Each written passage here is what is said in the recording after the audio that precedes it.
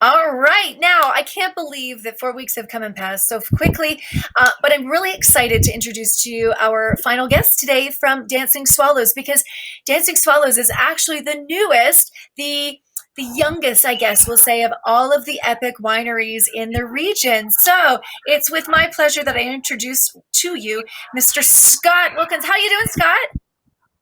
Very good. And you? Hey, I'm doing great, and I love the sounds. You're out in nature, and I hear the birds, and I can hear the animals in the background.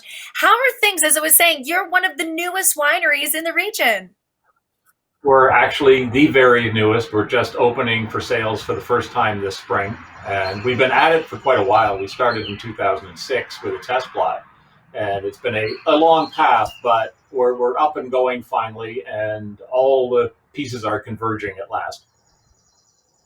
Yeah, and you know what? Okay, so I couldn't help myself to put into your name key there. I've added the tractor driver because you do just everything I've been told, right? It's a very, very small family operation. It's myself, my nephew, my niece, my brother in law. And in that kind of an operation, everybody does everything. And I'm the owner, winemaker, tractor driver, tractor maintenance person. The person that gets up in the middle of the night runs the wind machine. And like I said, it's a very small operation. So we don't have a lot of staff. So we just sort of lean on the family for stuff. But I kind of love that it is that family run business and it gives you the sense. Now, do you want to grow or do you want to stay smaller? I know right now you're producing, is it about 1,000 to 1,500 cases? Did I get that correct in the That's season, correct. in the Yes. year? Okay, so Yes. And do you want to stay small because you have a special operation? yeah, the plan for the moment is to stay small. I mean, you've got no idea how things will evolve in the future, but we want to start with a very small winery, very small lots, a little experimental by times, to play around with the wines. But the idea was to create an intimate outdoor space where you could come and taste wines that are a little bit interesting, maybe a little bit different. I love the adventure of wine and finding different things and different styles, and we're sort of going down that path. How did you make the decision to come in to open up your own winery? Um, the farm has been in the family since 1881, and I inherited it back around 2000 and was still working in Toronto, driving back and forth every week. And in 2006, had an opportunity to retire from my job on the trading floor and come back to the farm and skip the drive. And I've always loved wine since university. Enjoyed the interesting wines you can taste in Toronto, and having this land and with the unique soil on it that nobody had tried, it seemed a natural pivot to play around and do an experimental. And the more we got into it, the more the wines were interesting. And then we bit the bullet and decided to put this small commercial operation together.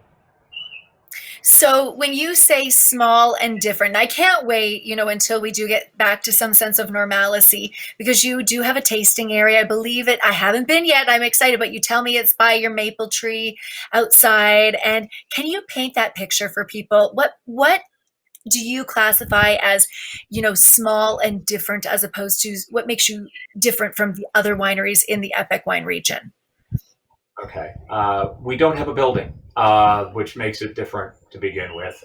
We had done a tour of California and Oregon wineries a couple of years ago and had discovered they do a great deal outdoors. They always have tasting rooms, or in most cases have tasting rooms, but they pivot to the outdoors as much as possible, which got us thinking.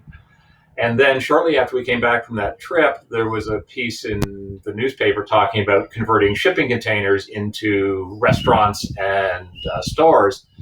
And we ended up doing some online shopping, and I purchased a 10-foot shipping container, which I'm sitting in right now, that opens up kind of like a food truck. And we parked it under this massive 90-foot high maple tree that we'd always used to shelter us when we're having wonderful parties. And then we just closed in all that area with the fencing behind you. So when you drive in, you're basically driving into this Century Farm farmyard and pulling up to the big white fence and coming through the big farm gates and to our tasting bar under the tree. So it does mean that we will not be open in the winter, But Victoria Day to, say, Thanksgiving is a pretty good season, and that's when you can enjoy yourself outside. And the objective, wine isn't just what's in the bottle. Wine is what's in the bottle plus the experience. And we thought we had an opportunity to create a unique experience here as well as some unique wines. Well said. What are we going to taste today? I'm excited because, as you said, you make things that are a little bit different, a little bit not necessarily what people might be expecting. Exactly. I chose two wines because, bluntly, they're two of my favorite styles of wine. We have a Chardonnay and a Baco Noir, both, in my mind, somewhat underappreciated wines in places. The Chardonnay is our 2016, and it was our first year playing around with what some people call a wild ferment or an indigenous ferment. So we don't add purchased yeast to it, and then we let what comes in from the vineyard um, do what it does and mature the wine. And so it doesn't taste like some of the large commercial Chardonnays that you taste. And it does have all the classic Chardonnay notes of apple, but as you taste it, in a second or two after your mouth, you get this very, very round, complex feel in the middle of the tasting, and then you finish up with sort of more classic Chardonnay notes at the back. It's a style used by a lot of very small wineries around the world that people are playing around with. And like I said, it gives us something a little different, but it can be surprising if you're used to, say, the very big brands. You go to the LCBO. Well, we've done shows. We've almost had to warn people about this wine. This one may surprise you, but when people like it, they like it a lot. And that's what I was trying for there. Brilliant. So it's that definitely that pleasant surprise. And like you said, from the Victoria Day to Thanksgiving, it's a perfect time. That's exciting, and you've really, I think, created a niche for yourself. What else do you have there that I can't wait to get my hands on some of this? And you've also, while I'm on the point of it, for deliveries or for curbside pickup, because you're brand new, because you've just literally opened the doors. How is that working? Because you're not too far from for GL Heritage as well. Oh, we're very close to GL Heritage. What we're going to start with is keep it simple, work things out, and do the process as best we can to get it right. We're going to have an online store, and we're going to start with online orders and curbside pickup. And as we get that running smoothly, we hope to add delivery. And of course, eventually, to have the tasting area open outdoors. And we sit right next door to GL Heritage Brewery. It's 700 feet that way. So it's even an easy walk if people want to cut across the corner of the field.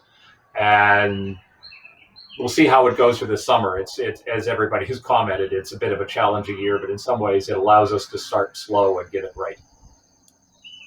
Yeah, like you said, it might be actually a good time to start, get your feet wet, get it right now, and then ramp it up as things continue to get busier too. And you make a great point.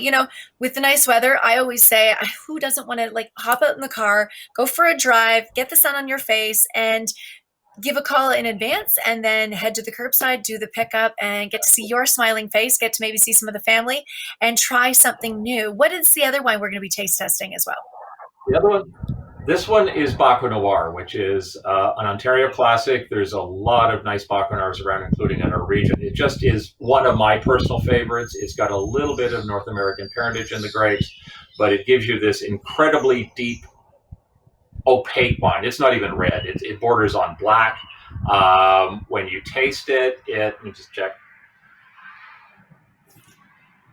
It gives you black berry currant notes to begin with, and a little bit of oak, and kind of a savory taste, a little bit like some smoked meats, which is a little bizarre, but some good wines do that.